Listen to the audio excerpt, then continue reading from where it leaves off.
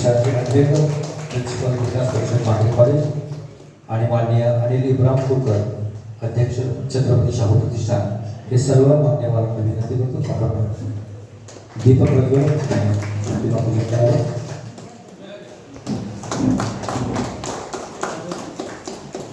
सजग आणि निकोप भविष्यकालीन भारतासाठी या राष्ट्रपुरुषांच्या विचारसरणीचा विचार होणं अत्यंत गरजेचं आहे आणि हा विचार आपणा सर्वांमध्ये प्रसारित करण्यासाठी अशा या फुले शाहू आंबेडकर विचार साहित्य संमेलनाचं नित्य नियमानं आयोजन केलं जातं आणि त्याचाच एक भाग म्हणून आज हे 4थं साहित्य संमेलन Mandrem college of commerce economics and management Mandrem या ठिकाणी आपण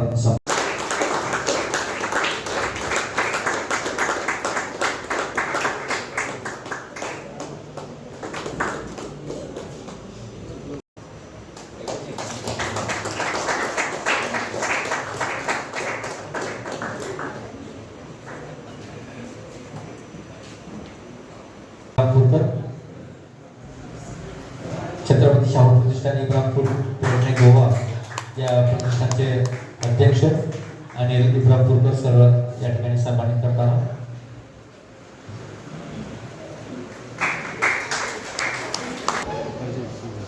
हरकत नाही, टाळ्या वाजवायला हरकत नाही, एकेकाने वाजवण्यापेक्षा आपण सर्वांनी मिळून वाजवूया. सर्वांना विनंती आहे कृपया आपण या सर्वांचा आस्वाद घ्यावा.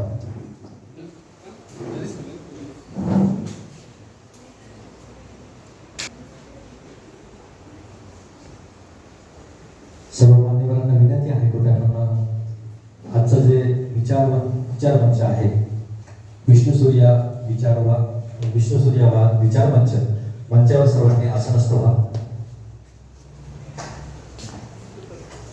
सर्व मान्यवरांना विनंती आहे. वास्तव काय माहित नाही पण संपूर्ण भारतामध्ये ही स्थिती असू शकते. मला असं वाटतं की आपण खरं तर या सगळ्या वास्तवाचं आणि आव्हानांचं एक आव्हान स्वीकारलं पाहिजे आणि स्वतःला या तारुण सुराखून या मुशीमध्ये आपल्याला घेतलं पाहिजे. तरच खऱ्या अर्थाने आपण तरुण म्हणून जीवन जगायला सिद्ध आहोत असे मला वाटत. एक कवी आहे तो म्हणतो की मुट्ठी में कुछ सपने लेकर भरकर जेबों में आशाएं. आपल्यातला एक उत्साह आणि आपल्या समोर एक प्रेरणा ठेवावी म्हणून आपल्या समोर एक कविता सादर करतो कि मुट्ठी में कुछ सपने लेकर भरकर जेबों में आशाएं, दिल में है अरमान यहीं कुछ कर जाए कुछ कर जाए. सूरज सा तेज नहीं मुझ में, सूरज सा तेज नहीं मुझ में, दीपक सा जलता देखोगे, अपने हाथ रोशन करने से तुम मुझको कब तक रोकोगे, तुम मुझको कब तक रोकोगे. मैं उस माटी का वृक्ष नहीं, मैं उस माटी का वृक्ष नहीं जिसको नदियों ने सींचा है, मैं उस माटी का वृक्ष नहीं जिसको नदियों ने सींचा है. बंजर माटी में पलकर मैंने मृत्यु से जीवन खींचा है. मैं पत्थर पर लिखी इबारत हूँ, इबारत आशय मजकूर.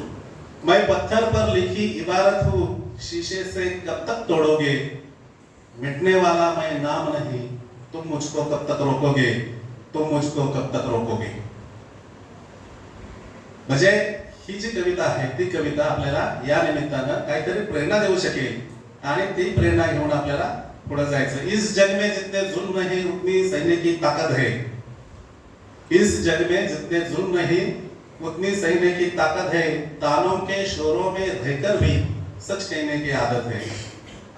मैं सागर से भी गहरा हूँ, मैं सागर से भी गहरा हूँ, तुम कितने कंकड़ फेंकोगे, चुन चुन कर आगे बढ़ूंगा मैं, तुम मुझको कब तक रोकोगे, तुम मुझको कब तक रोकोगे. स्वप्नही डाउनलोड होत नाही, आउटडेटेड झालंय आयुष्य, स्वप्नही डाउनलोड होत नाही, संवेदनांना व्हायरस झालाय, दुःख सेट करता येत नाही. जुने पावसाळे उडून गेले डिलीट झालेल्या फाईल सारखे, जुने पावसाळे उडून गेले जुने पावसाळे उडून गेले डिलीट झालेल्या फाईल सारखे. आणि आता घर सुद्धा शांत असतात रेंज नसलेल्या मोबाईल सारखे, आणि आता घर सुद्धा शांत असतात रेंज नसलेल्या मोबाईल सारखे. मी हँग झालोय पीसी सारखा, मी हँग झालोय पीसी सारखा. मातीची स्थिती वाईट. माती आणि नाती यांना जोडणारी आहे का कुठे वेबसाईट? माती आणि नाती यांना जोडणारी आहे का कुठे वेबसाईट? 21व्या शतकातली अलीकडची पिढी भारी क्यूट. 21व्या शतकातली अलीकडची पिढी भारी क्यूट. त्यांची कॉन्टॅक्ट लिस्ट वाढली पण संवाद झालेत म्यूट. त्यांची कॉन्टॅक्ट लिस्ट वाढली पण संवाद झालेत म्यूट. कॉम्प्युटरच्या चिप सारखा माणूस आता खुजा झालाय. कॉम्प्युटर मधल्या चिप सारखा माणूस आता खुजा झालाय आणि मदर नावाचा बोर्ड त्याच्या आयुष्यातून वजा झालाय. मदर नावाचा बोर्ड त्याच्या आयुष्यातून वजा झालाय. हार्ड डिस्क ड्राईव्ह मध्ये संस्कारांना जागा नाही. हार्ड डिस्क ड्राईव्ह मध्ये संस्कारांना जागा नाही. आणि फाटली मन सांधणारा इंटरनेटवर धागा नाही. फाटली मन सांधणारा इंटरनेटवर धागा नाही. विज्ञानाच्या गुलामगिरीत केवढी मोठी चूक. विज्ञानाच्या गुलामगिरीमध्ये केवढी मोठी चूक. आता रक्ताच्या नात्यांना सुद्धा लागतं व्हॉट्सअप आणि फेसबुक. आता रक्ताच्या नात्यांना सुद्धा लागतं व्हॉट्सअप आणि फेसबुक. हे सगळं आव्हाने आपल्या समोर. या आव्हानामध्ये आपण वावरत आहोत.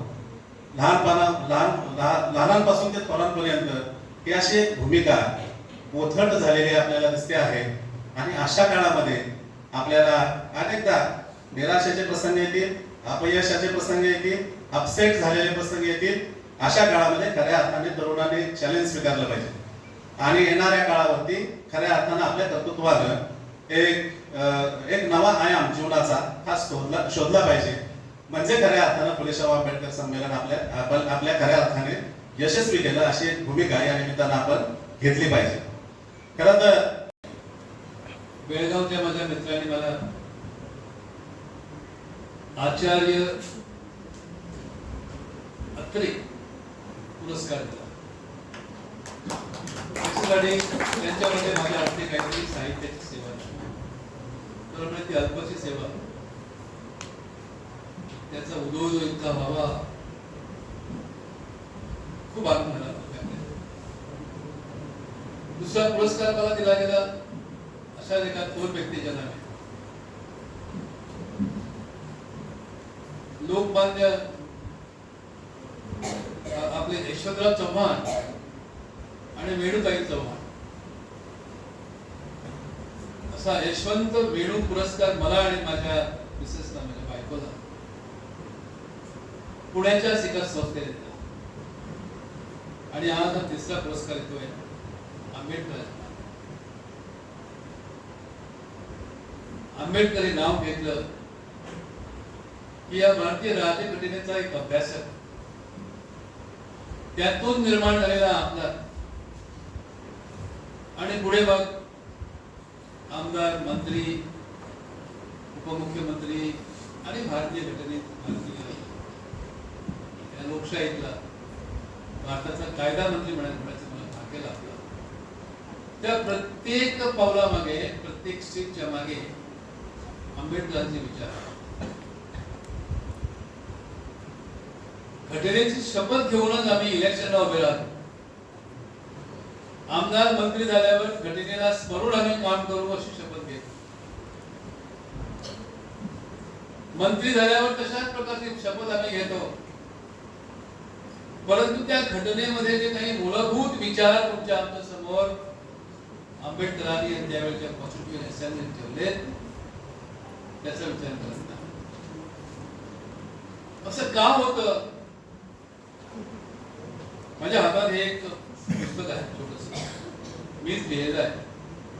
त्याचं प्रकाशन आणखी एक 8 दिवसापूर्वी 14 तारखेला. त्यामध्ये छत्रपती शाहूवरचा एक लेख आहे. आणि त्या लेखामध्ये शाहूने आपल्या कार्यकाळात जे काम केलं त्याचे थोडक्यात आढावा. हे अतिशय सर्वांग सुंदर असं राज्य आहे. या भारताचं ज्याला नाक, डोळे, सौंदर्य ज्याला म्हणू असं हे भारताचं वैभव आहे. सांस्कृतिक निसर्ग वैभवानं नटलेलं हे वैभव आहे. आणि या गोवा हा भारताचं प्रवेशद्वार आहे. ज्यांनी वास्कोदी गावाने सुरुवात केली, शोध घेतला, त्यांनाही अभिवादन करणं या ठिकाणी मला वाटतं संयुक्तिक होईल. गोवा भारताच्या स्वातंत्र्यानंतर गोवा राज्य स्वतंत्र झालेला आहे. दीव दमन या गोवा मुक्ती संग्रामासाठी ज्यांनी योगदान दिलं, त्या गोवा मुक्ता संग्रामातील स्वातंत्र्य सैनिक, देशभक्त, राष्ट्रवीरांना, स्वातंत्र्यप्रेमींना त्यांच्या विचार, त्याग आणि समर्पणाला सुरुवातीला विनम्र अभिवादन करतो. गोव्याची महती आपल्या शब्दातून संपूर्ण देशभर पोहोचवली ते बाबू बोरकर यांनी मराठीत गोव्याची महती सांगितली. माझ्या गोव्याच्या भूमीत गड्या नारळ मधाचे, माझ्या गोव्याच्या भूमीत गड्या नारळ मधाचे, कड्या कपारीतून घट फुटती दुधाचे, घट फुटती दुधाचे. असं एक सुंदर असं हे गोवा राज्य आहे. खर तर अगदी सारांशानं मी अध्यक्षीय भाषण करणार आहे, कारण फुले शाहू आंबेडकरांचे विचार मगापासून आपण मान्यवरांच्याकडून ऐकलेले आहेत. खर तर फुले शाहू आंबेडकरांनी म्हणजे बुद्ध आणि महावीरांनी प्राचीन काळात क्रांती केली होती. त्या क्रांतीनंतर प्रतिक्रांती झाली. संतांनी क्रांती केली, छत्रपती शिवाजी महाराजांनी क्रांती केली, त्यानंतर प्रतिक्रांती, शिवाजी महाराजांचं राज्य विशिष्ट लोकांच्या ताब्यात गेलं, ही प्रतिक्रांती होती. त्यानंतर फुले शाहू आंबेडकरांनी मानवतेची क्रांती केली आणि आता आपल्या देशात गल्लीपासून दिल्लीपर्यंत फुले शाहू आंबेडकरांच्या क्रांतीनंतर प्रतिक्रांती येत आहे नव्हे, आलेली आहे. सध्या प्रतिक्रांती हा देश आहे. देश कुस बदलतोय, एका वेगळ्या वळणावर देशाची वाटचाल चालू आहे. संसद हे 130-140 कोटी लोकांचं